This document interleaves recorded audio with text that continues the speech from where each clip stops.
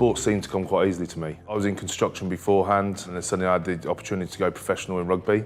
I just sort of took to it straight away and enjoyed the game. I've met some great people around the world. You're with your friends, you're training, you're having fun. It was like playtime at school until I was 35 years old.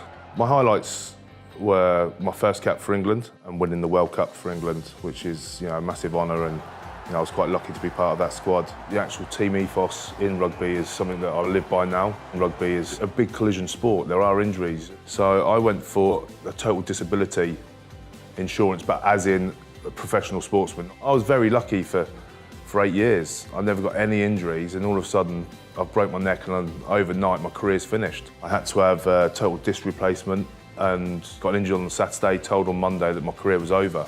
You look at, I was 27, 28 years old.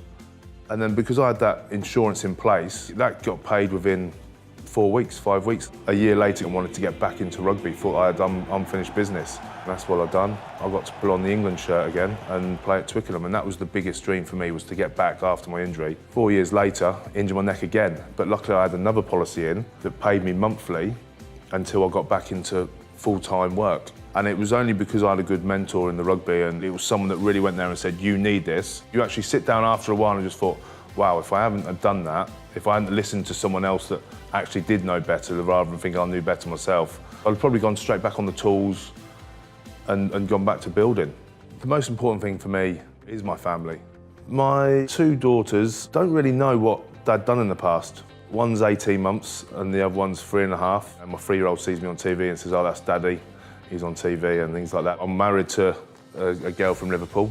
We met at the World Cup. I was playing there for England, and that's how we got together. And that's what I've found quite easy, of the transition of getting away from rugby. I moved away from London over to the UAE. I live life to give my children a better life than I had. It's all about having the right things in place that you can relax and enjoy life. You don't want to always worry at what's around the corner.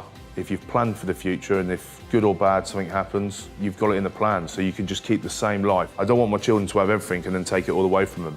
It's like in any walks of life. Anything can happen, and all of a sudden you're out of a job, and all of a sudden that pressure of having to earn for your family or earn for yourself just gets greater and greater, and the insurances are there to ensure that you can be a bit more comfortable. And that's the worrying thing. Sometimes it's always something bad that happens for everyone to wake up around you and actually look at it, whereas to plan for the future is one thing you need to do, and make sure that yourself and your family are safe.